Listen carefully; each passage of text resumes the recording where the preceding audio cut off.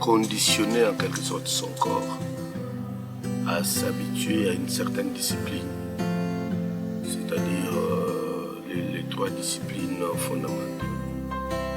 fondamentales que sont l'exercice physique quotidien. Encore que quand on commence à prendre de l'âge, le corps ne suit pas toujours cette discipline-là, alors qu'elle est salutatrice. Et puis un bon régime alimentaire. Et être rigoureux dans le respect des temps, de sommeil et de repos, ce qui n'est pas trop facile dans un environnement comme celui-là. Mais on doit faire le choix. Soit on laisse les choses venir et nous emporter,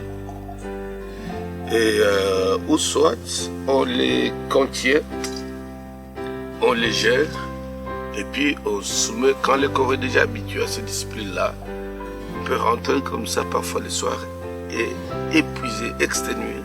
Mais on sent quelque part une petite étudiante qui dit il faut absolument faire ne serait-ce que 30 minutes d'un exercice physique sans lequel on ne peut pas tenir. Je parle de réunions, de discussions qui sont sérieusement épuisantes en termes de déploiement de forces énergiques et physiques. Et je me rappelle un jour au Cameroun, c'est dans les années 88-89, le représentant légal de la communauté qui m'avait reçu, une très grande communauté évangélique, on l'a amené sur le podium, pratiquement paralysé. Tous les côtés droits, c'était stressant à voir. Il bavait là-bas comme ça. Et on était obligé de le porter par les membres de l'église, les pasteurs, pour qu'ils essayent de parler, ne serait-ce que pour saluer les gens. Et à l'époque encore, jeune prédicateur, je me disais, comment on peut laisser un prédicateur arriver jusque-là? Il avait quel âge environ? À l'époque, il avait la cinquantaine. Il avait la cinquantaine, mais il était pratiquement inopérant. Il ne pouvait plus. Et quand il l'a amené à l'église, c'était lors d'une convention à laquelle j'avais participé. Et toute la salle était émue de voir leur pasteur dans cet état. Avec les reculs, maintenant je comprends que certaines sensations que nous avons dans le corps, à cause du poids, du rythme du travail, du poids de l'âge, et les pressions psychologiques, psychiques, parce qu'il y a des défis à relever. Et tout ça, si on ne sait pas réglementer les choses, un jour on peut se lever comme ça, l'onction est là, mais le corps qui doit dégager l'onction devient inapte. Je me rappelle d'une série d'enseignements que tu donnais à l'église sur le fait que l'esprit doit être dans un corps sain. Et tu as parlé de certains prédicateurs qui avaient l'onction mais qui ne pouvaient pas continuer à déployer cette onction à cause de leur état de santé.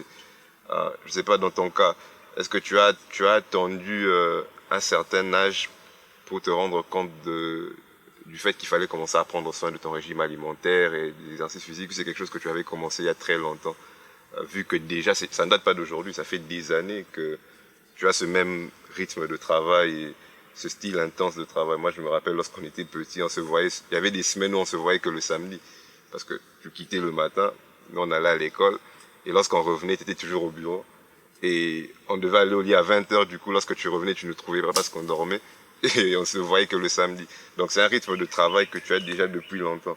Alors, je sais pas, tu as commencé à prendre conscience de ces aspects-là physiques, d'exercice, de régime alimentaire, vers quel âge? Ou c'est quelque chose que tu as commencé à longtemps? Bon, il faut dire que notre société est un peu, je dirais, différente de la société évoluée, occidentale, où le sport est intégré dans la vie sociale. Tu trouves des jeunes. Je me rappelle un jour, j'étais à Barcelone. J'ai vu sur la rue, il y a les passages de véhicules, des trains et des trams, mais en plein boulevard. il y a un couloir là libre pour le sport. Ça, c'est quelque chose qui m'a impressionné. Tu vois, quelqu'un peut venir comme ça avec son véhicule pendant la pause entre midi et 14h. Il garde son véhicule, il court un peu, et puis il revient, il prend son véhicule, il répare. Et puis à chaque coin, je dirais même presque à chaque carrefour, il y a un coach qui peut entraîner quelqu'un vite fait, rapidement. Les obèses viennent, ceux qui sont des hypertendus viennent, ceux qui ont des problèmes de taux de glycémie, ainsi de suite. Ne serait-ce que pour 20 minutes ici, 30 là-bas, ainsi de suite. Donc cette société-là, c'est comme ça, nous avons le produit de grandes stars de tennis qui sont hispano-ibériques, des choses comme cela. Mais alors, chez nous, c'est un paradoxe. Parce qu'il y a un certain âge, on comprend le sport peut-être dans un cadre scolaire. Ouais. Dans nos écoles, par exemple, de confession, de l'école confessionnelle, il y a une part des disciplines sportives strictes. Que tu sois un joueur ou pas, nous, là, on a appris même les rugby, alors qu'on ne savait pas à l'époque ce que ça voulait dire. Et on voyait un ballon là, dès que tu le bondis, il va dans l'autre sens, et les gens courent. Alors on nous imposait un sport comme ça. Et puis, dès qu'on est parti des écoles, nous qui étions dans les écoles confessionnelles, on se rend compte à l'université, c'est plus tellement à l'ordre du jour, l'environnement socio-économique, machin, tout ça. Et on a mis une parenthèse pour le sport. Alors, c'est comme si le corps nous attendait au tournant à un moment. Et on travaille. La première fois, je me suis rendu compte, j'ai connu une crise d'hypotension, je crois que c'était dans les années 90. L'église était encore à 1 des 3. Je n'ai pas participé au réveillon de la fin de l'année. J'étais à l'hôpital. L'église était où à l'époque? À 1 des 3. Ok. À 1 des 3. Alors, moi qui aime souvent être au four au moulin, je me suis vu contraint de rester sous le lit. Donc, du 31 au 1er, je n'étais pas là. Et les gens étaient en train de prier pour moi. L'ambiance était très morose. La deuxième fois, c'était à 7e rue, où je suis tombé en plein culte. C'était une conférence prophétique, tout ça. Je donne le verset, je vais lire. Donc les gens qui ont vu la scène disaient que j'étais dans un état de coma. On m'a amené rapidement à l'hôpital. J'arrive à l'hôpital, le médecin me dit tu n'as rien, tu es hyper surmené. C'est comme ça qu'on m'évacuera pour l'Afrique du Sud. Alors je suis resté à Durban presque 1 mois sans rien faire, me reposer. J'ai compris que on a beau avoir une mission, et cette mission, nous devons comprendre qu'elle doit s'exercer dans un corps. Et si le corps est inapte, tu ne peux jamais accomplir une mission. Et c'est comme ça que nous voyons, même chez les politiques, chez les autres, dès qu'ils se voient, au lieu de te dire bonjour, ils te disent bonne santé. Ouais. Donc c'est une forme de salutation, une bonne santé. Parce qu'il sait que la santé, c'est le sacro-saint, il faut que l'homme soit, comme les latins disent, un corps sain, un esprit sain dans un corps sain. Donc, à partir de 2014-15, j'ai commencé, je crois 2013-2014, j'ai commencé à me rendre compte que ce qu'on a mangé hier nous attend au tournant aujourd'hui. J'étais quelqu'un qui ne contrôlait rien, je ramasse le sucre à couche, le sel là-bas, tout ce qui... Si j'ai faim, je mange tout. Je disais même aux amis, j'applique Romain qui dit manger de tout ce qui se mange au marché sans avoir un problème de motif de conscience. Donc tout ce qui se présente, j'étais un monsieur malbouffe. Finalement, j'ai commencé à avoir un problème de respiration, de cœur. Je pouvais me rendre compte en plein culte. J'ai soufflé sérieusement. Et à un moment, je croyais que j'étais attaqué par les démons. Comment en plein service, il peut y avoir un tel essoufflement qui m'interdit de respirer correctement. Intérieurement, sérieusement, je chassais les démons. Et je me sentais attaqué par les démons alors que rien n'était pour vrai. Alors, finalement, quand je suis allé voir le cardiologue, il me dira, non, pasteur. Regarde, il m'a montré avec la machine comment les graisses avaient entouré mon cœur. Alors, le cœur ne pouvait plus pomper le sang. Or, le travail que j'ai fait, je suis un homme qui prêche, j'écris fort. Voilà. Donc, tu soumets le cœur à une discipline encore terrible qu'il ne supporte plus. Alors, dès que je me suis rendu compte de ces réalités, il me dit, non, non, non, non, tu ne peux pas faire ça. Tu dois tout faire, on peut te donner des traitements, mais dans ce genre d'affaires, il ne faut jamais devenir quelqu'un qui dépend de médicaments. Commence maintenant, c'est alors que j'ai commencé l'exercice sportif. C'était pénible, difficile de réapprendre de nouvelles habitudes que j'avais perdues des années dans ma jeunesse. J'ai compris que beaucoup de gens qui ont plein d'avenir, de projets, quittent cette terre des hommes avec leurs rêves dans la tête parce qu'ils n'ont pas pris soin de leur corps. C'est depuis lors que je suis devenu pratiquement un accro des exercices sportifs, un accro des disciplines alimentaires. C'est un processus, je dirais même, irréversible aujourd'hui. Bon, c'est très intéressant vu que beaucoup, comme tu as dit, beaucoup d'hommes de Dieu aujourd'hui négligent cet aspect-là physique. Au détriment de l'esprit, ils disent non, nous sommes les gens d'esprit. Exactement. C'est l'esprit qui nous conduit. Et surtout que vous êtes souvent assujettis au programme que vous avez pendant la journée. On sait qu'on a peut-être un rendez-vous avant de monter sur la chaire. Et avant cela, on a peut-être un rendez-vous, quelqu'un à recevoir. Et si le sommeil vient, on s'entête pour ne pas dormir, au lieu d'annuler le rendez-vous avant de... Donc ce sont des choses très, très, très importantes. J'aimerais épingler un aspect très important, vu que nous sommes en train de célébrer ton anniversaire. Et cette année est tombée dans les 10 ans de la destruction des hôtels, 10 ans de la dispensation de la destruction des hôtels.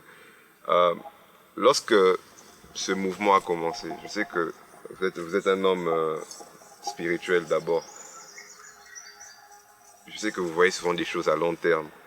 Est-ce que dans 10 ans, c'est l'idée que vous aviez de l'ampleur que cette dispensation allait prendre dans ces 10 ans, en termes des miracles, en termes de la participation des gens? Cette année, nous avons reçu des gens qui sont venus un peu de partout.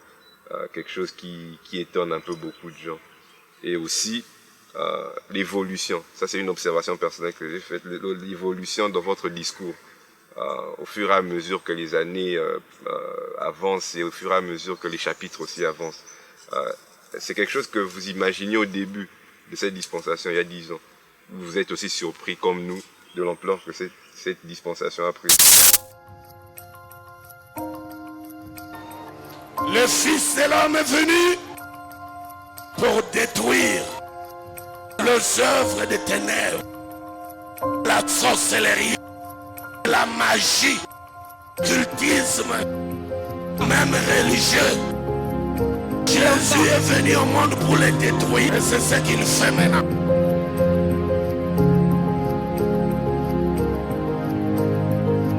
D'abord, oui, parce que Dieu, comme il est dit dans Amos, il ne fait rien sans avoir averti ses serviteurs. Donc pour ne pas les surprendre. Même quand Moïse a rencontré Pharaon, il savait que Pharaon allait résister à la vision céleste. Parce que Dieu lui avait prévenu. Il dit, Pharaon fera ceci, tu feras cela. Quand tu vas réagir comme ça, tu feras aussi ça. Donc, je peux être affirmatif, dire que nous savions d'abord par rapport aux révélations divines, par rapport aux visitations célestes. Cette histoire a commencé quand il m'a révélé tout ce programme appelé Visitation divine des années 2000 jusqu'à 2007. J'appelais Visitation divine parce que Dieu m'avait visité. J'ai vu le Seigneur m'apparaître. Alors j'ai appelé cela Visitation divine. Ce n'est pas un nom d'une activité évangélique comme on entend souvent. Quelqu'un peut voir ça impressionnant, il récupère ça, il commence à appeler ça Visitation divine. Ce que beaucoup de gens ont fait déjà dans la vie. Voilà. Le nom. Moi, je disais Visitation divine parce que j'étais victime d'une visitation, d'une apparition surnaturelle. j'ai vu les Seigneurs se révéler à moi pendant cette période-là, après un long moment où j'avais plus de visitations, des apparitions. Et les jours, l'heure et la date, et les circonstances de cette apparition. C'est pourquoi j'appelais ça visitation divine. Et quand j'ai dit aux gens,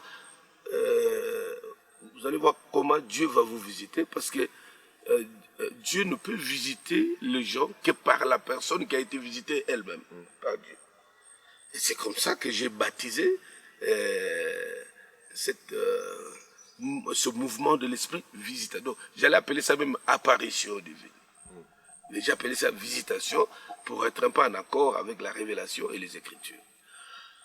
Maintenant, quand la destruction des hôtels arrive, avant qu'elle arrive, j'étais encore visité par le Seigneur. Pour me faire voir, parfois je le dis un peu dans les petits détails dans mes introductions, pour essayer un peu de situer les gens.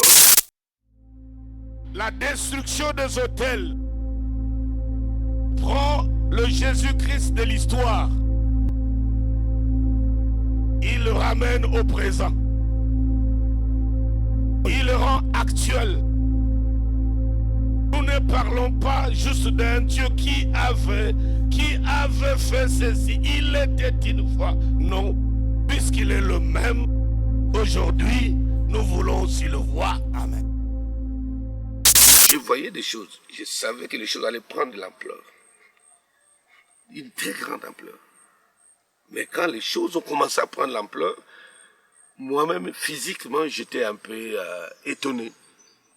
J'étais surpris de voir, par exemple, à la 7e rue, là, un jour, je me rappelle, lors des réunions de Maman Bizaleli, j'ai appelé ça la destruction des hôtels de la femme.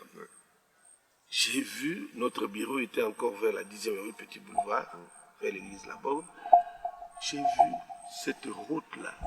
Les gens risquaient, les mamans risquaient d'arriver jusqu'à là-bas. Et j'avais du mal à quitter mon bureau pour venir là-bas. On a pris le contour derrière Vénus. Alors, dès que je veux entrer, partout il n'y avait plus d'accès. J'ai dit, ah bon? Comme si je me disais à moi-même, c'est vrai, le Seigneur, tu m'as fait voir des choses qui allaient arriver, mais je ne m'attendais pas à ces dimensions-ci.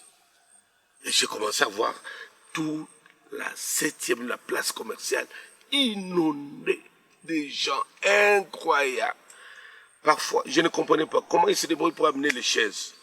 Et même si, je me dis, il y a des gens qui préparent aussi des réunions dans cette ville, ils font des flyers, ils font beaucoup de bruit, mais on n'a jamais vu un tel résultat. Nous-mêmes, on le faisait avant. Si ça dépendait que des stratégies, mais nous avons cette manie de préparer bien les choses en termes stratégiques, en termes organisationnels. Mais là, je me suis dit, l'homme ne peut revendiquer quoi que ce soit dans cette affaire. Et il y a les choses qui concernent les contacts entre l'homme et les divins, avec Dieu, les clauses de l'alliance entre Dieu et l'homme qui s'accomplit. Et nous, on n'a que les mains sous le volant pour amener les choses à gauche, à droite, ou freiner quand il le faut. Et finalement, voilà, 10 ans après, peut-être, moi je comprends même certains amis quand ils s'en prennent à nous, je dirais à l'africaine, à la mangalophonie, parce qu'au départ, ils ont cru que c'était juste une activité qui allait s'estopper ou s'atténuer de soi. Mais quand ils ont vu que les choses allaient de plus en plus grandes, ça prenait une influence, une impression terrible sur la masse. Les radios en parlaient, en bien ou en mal. Les médias en parlaient, dans tous les deux. Alors ils se sont rendus compte que, tiens, il fallait peut-être qu'on arrête cette histoire très tôt.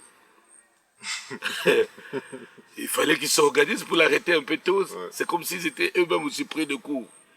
Et voilà, 10 ans après, nous nous rendons compte que cette dispensation fait énormément du bien, non seulement au niveau local de l'Église, non seulement au niveau de la cité, de la ville, dans des familles, dans les carrières des gens, dans les relations. Les gens reprennent à se réengager devant Dieu, et ils se réqualifient dans leur vie spirituelle, et la chose a pris de l'ampleur qu'elle est en train de prendre aujourd'hui, à travers le monde partout. Nous commençons à voir des phénomènes que jadis on voyait dans le monde anglophone. On voit les gens, et les anglophones, et les lusophones, et les francophones, tout le monde est intéressé par cette onction. Et nous prions Dieu que ça continue. Il y a toujours quelque chose que nous disons aux détracteurs, c'est que la stratégie que vous avez mise sur place, c'est pratiquement la même stratégie que nous avons toujours utilisée. Souvent, vous le témoignez du haut de la chair, que lors des visitations divines, on évangélisait beaucoup. On avait la télévision, les mamans allaient dans les grands marchés et tout ça, c'est quelque chose qu'on faisait déjà. Sauf que, après ces activités, lorsqu'on revenait à l'église, il n'y avait pas cette même réponse. Et que maintenant, en principe, ces activités devaient avoir lieu ailleurs. Ce que les gens nous disent, qu'au lieu de mettre tous ces gens à l'extérieur, pourquoi ne pas aller dans les stades et dans les lieux publics comme vous le faisiez à l'époque. C'est un peu ça. Donc, une chose avec les bien-aimés, avec qui nous partageons, qui nous épate beaucoup, c'est le fait que, malgré tout cela, la stratégie n'a pas changé. Vous êtes toujours très engagé dans l'évangélisation, de faire le porte-à-porte et tout ça. C'est quelque chose que vous avez développé en tant que jeune chrétien, cette envie-là, cette soif-là de gagner les âmes. C'est quelque chose que vous continuez toujours à inculquer dans l'église. J'ai béni Dieu parce que moi, je suis le produit d'une église évangélique. Quand je suis venu au Seigneur, j'étais encore trop bébé dans la foi. Je pense une semaine ou 10 jours après ma conversion. On nous larguait déjà pour aller évangéliser. Sans une formation comme vous l'avez aujourd'hui, comment approcher une âme, comment parler à quelqu'un. Non, on vous prend comme ça brut. Et vous allez parfois vous êtes des novices. Moi je compte sur toi, toi tu comptes sur moi. Dès qu'on arrive devant une âme, je te regarde, tu me regardes. C'est comme si toi tu peux commencer, et toi aussi tu vas parler. Ouais. On reste là et puis la personne nous regarde. Et voilà comment on nous formait comme, je dirais un peu comme des commandos. On vous largue dans une mission sans préparation. Vous vous retrouvez, il faut parler. Mais qu'est-ce qu'on nous disait à l'époque? On nous donnait les textes de Matthieu 10. Il dit, car l'Esprit lui-même va parler à vous, au point que vos ennemis ne pourront pas résister. On sentait comment l'Esprit commençait à donner. Donc, et là, on plaçait le Saint-Esprit devant ses responsabilités. Moi, je suis là. J'ai répondu à l'appel pour gagner les âmes pour toi, alors utilise-moi. Alors, on a commencé à expérimenter ces choses petit à petit. Et quand Dieu m'a donné les responsabilités de la chorale locale, alors j'ai fait de cette chorale une équipe de gagneurs d'âmes. Et c'est là que Dieu m'a donné cette onction d'enseignant. J'ai commencé à enseigner la jeunesse sur l'évangélisation d'abord exclusivement. Et j'ai transformé cette jeunesse. C'est comme ça que l'apôtre Samson, là, quand ils sont venus dans leur génération, dans leur époque, ils m'ont trouvé un dirigeant évangélique. Je pouvais rester avec une chorale de 300, 400 jeunes gens, 20 jours de jeûne, non? Et dès qu'on a fini les 20 jours de jeûne, on devait clôturer le 20e jour par l'évangélisation.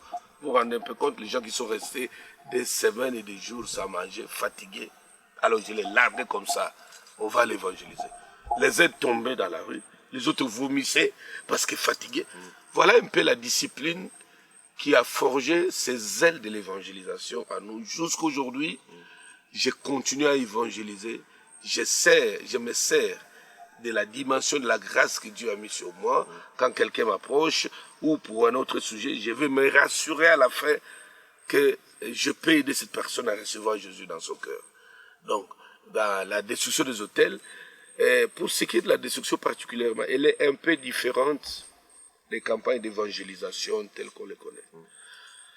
Parce que nous avons tenu un nombre de croisades sur la ville de Kinshasa particulièrement. Nous sortions avec l'église, on allait sur la place publique, on prenait des stades, des terrains, on évangélisait. On ne se rendait pas compte. Dès qu'on rentre, c'était comme du gâchis. Parce qu'il n'y avait pas des âmes qui suivaient après. L'église continuait avec ses problèmes, ses difficultés de sécheresse numérique. Alors maintenant, c'est comme si, c'est l'inverse. Comme si toutes ces âmes-là qu'on a gagnées pendant les croisières populaires, croisades plus, des visitations divines, 1, 2, 3, 4, 5, partout, ils se retrouvent dans la destruction des hôtels. Et nous bénissons Dieu pour sa méthode à lui de faire des choses. Nous avons eu l'opportunité de voyager avec vous cette année dans les voyages missionnaires et tout. Et nous voyons ces gens qui parlent surtout de l'aspect statistique. Pas nécessairement des gens qui viennent à l'église, bon, parce que là, ça impressionne tout le monde, mais surtout des âmes sauvées.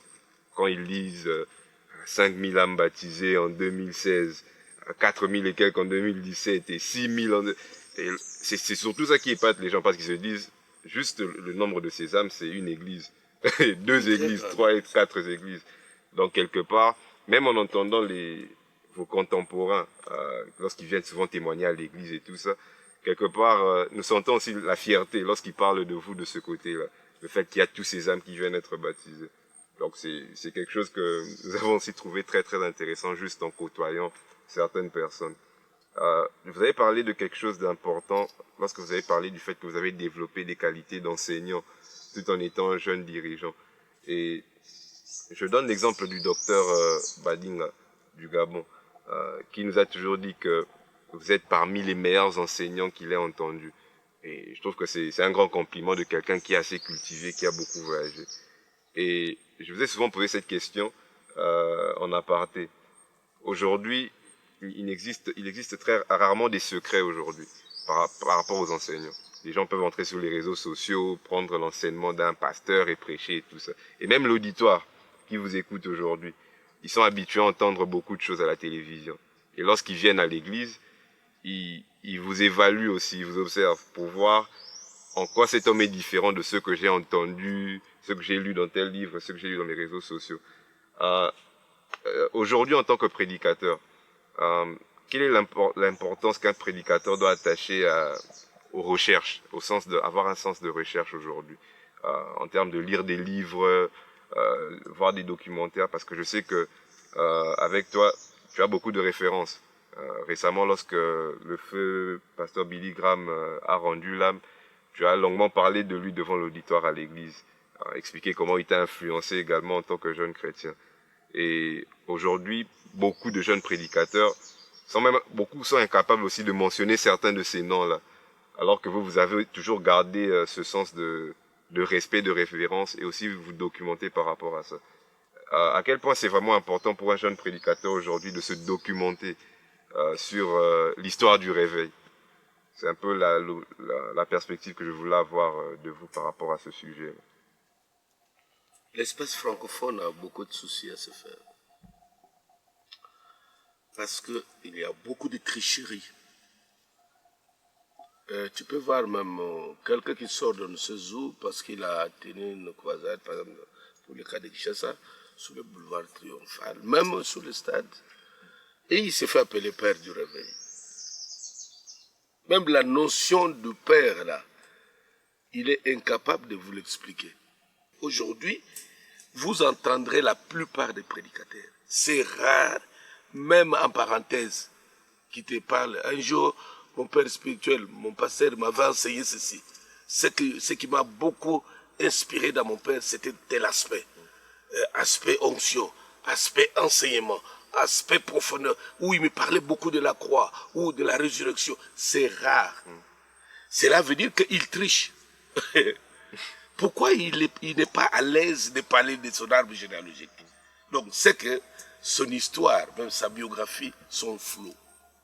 Or, quand quelqu'un a un passé flou sacerdotal, soyez sûr, il va fabriquer aussi des serviteurs flous, pour ne pas dire une génération des hybrides.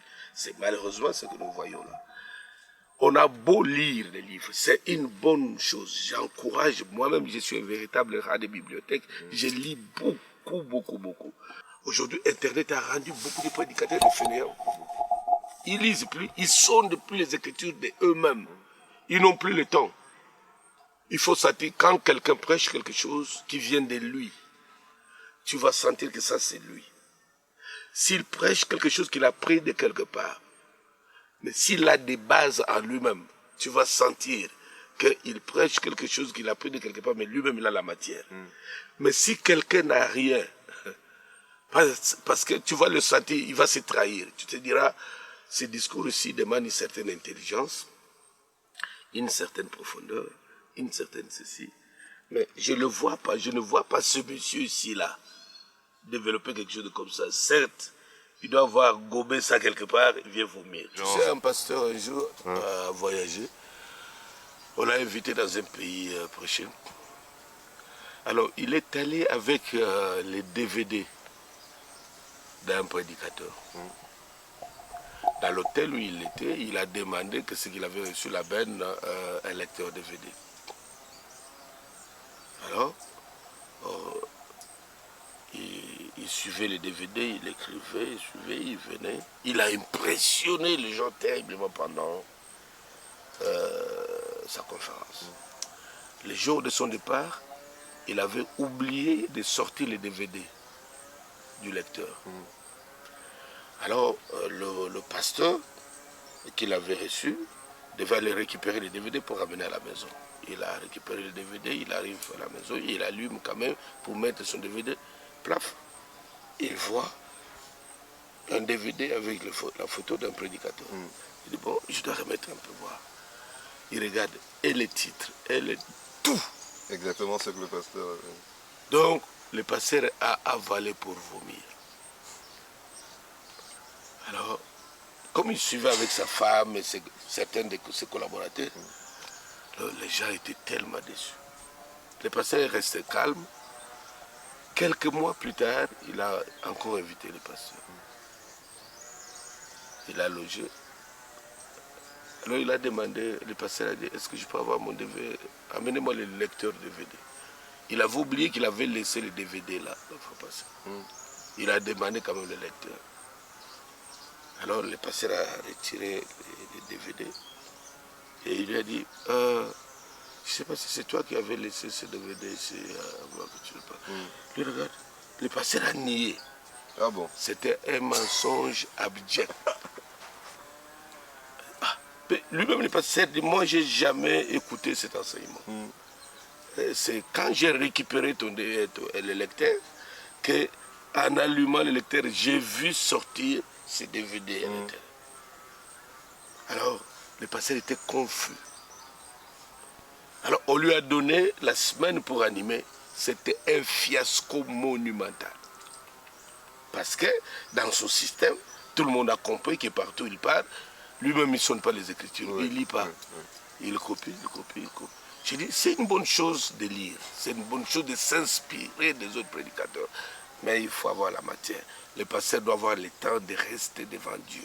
Le même Dieu qui inspire les autres peut aussi t'inspirer. Si tu sers Dieu avec conviction, avec sincérité, à moins que ce soit des histoires juste pour épater les gens, pour montrer aux gens que tu sais prêcher. Ça, c'est autre chose.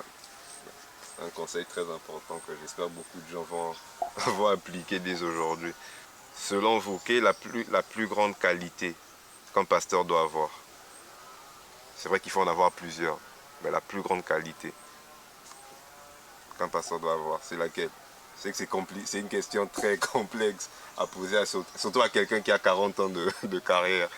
Mais la plus grande qualité qu'un meneur d'homme doit avoir, un leader doit avoir. Il doit avoir un appel authentique venant de Dieu. Il doit être appelé par Dieu. C'est la plus grande qualité. Et là, il est sûr qu'il est au service du maître qu'il a appelé. Pas par des songes. Pas par la prophétie, quelqu'un veut lui dire non, vous avez le Kwanzame. Non. Le Seigneur doit l'avoir appelé. Et quand Dieu appelle, il équipe en termes de valeur, en termes de qualité, en termes de leadership. Sans parler du côté surnaturel. Il doit lui donner d'abord les qualités d'un leader. Les qualités d'un brillant, un excellent orateur. Qui ne sait pas annouiller son auditoire. Qui ne sait pas déconnecter les gens. Il a parlé 15 bonnes minutes où les gens sont accrochés. Et puis les 45, il décroche les gens. Un prédicateur ne peut pas annouiller son auditoire. Il doit faire en sorte que la personne qui vient pour la première fois à l'église, même si elle priait ailleurs, il se dit, j'ai passé mon temps inutilement ailleurs. Voilà le prédicateur que je dois écouter, c'est celui-ci. Et nous le faisons. Je sais que celui qui vient au ministère pour la première fois, il doit écouter les choses qu'il n'a jamais entendues, qui lui permettent de rester là. Ma stratégie a toujours été que celui qui vient reste. Et pour rester, il faut voir la différence. Wow. Ok. Je pense que c'est quelque chose que je vais aussi prendre, que j'ai déjà, un conseil que j'ai commencé à appliquer. Voilà. C'est une très bonne chose. Plus de 40 ans de ministère. Qu'est-ce qui continue à te pousser à travailler aussi dur, à dépenser autant d'énergie, autant de moyens pour continuer à faire le travail? On a fait 2 voyages consécutifs au mois d'août. On a fait Libreville, on a fait Libreville au Gabon et puis le Congo-Brazzaville. Ce qu'on a vu au Congo-Brazzaville était très impressionnant. Surtout que tu nous avais dit dès le début que c'était un test. En tout cas, ce qu'on a vu, c'était pas un test. C'était un test. Tu dis que c'est un test, mais Ouais. si c'est un test, alors on attend le vrai, le vrai travail.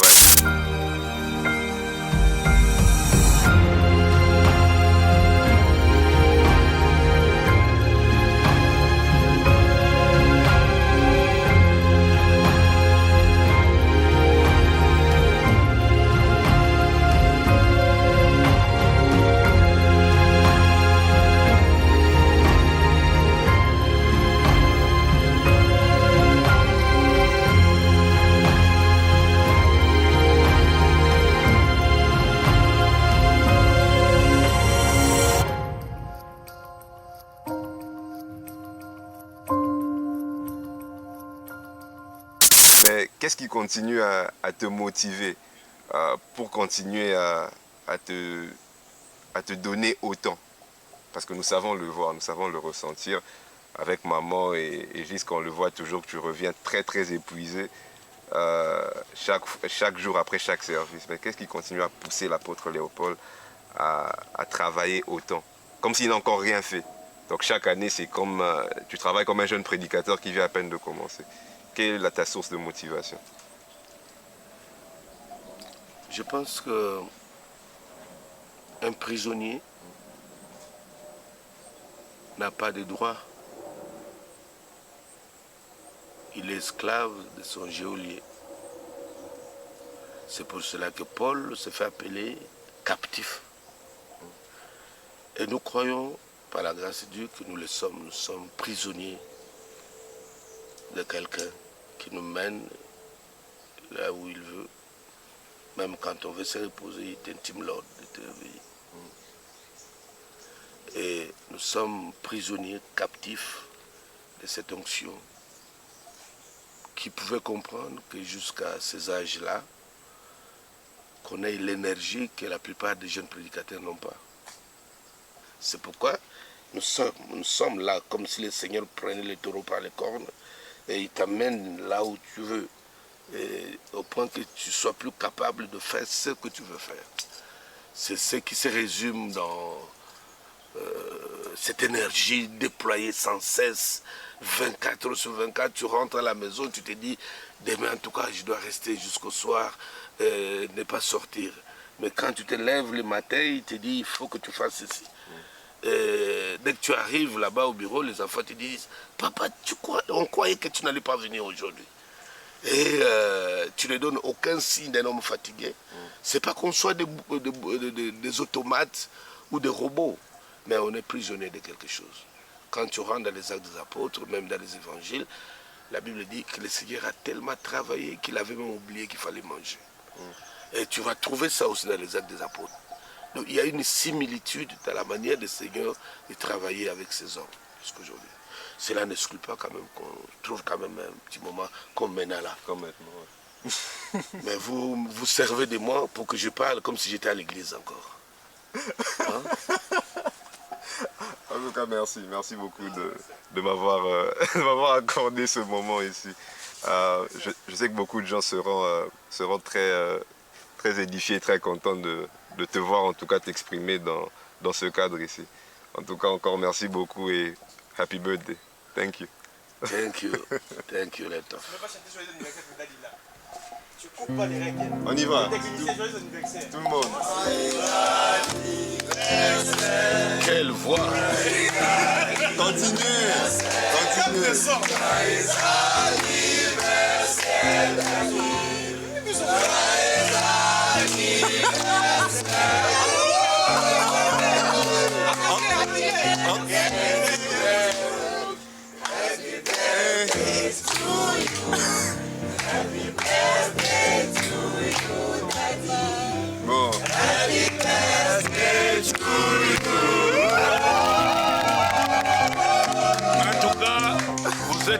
derrière les machines.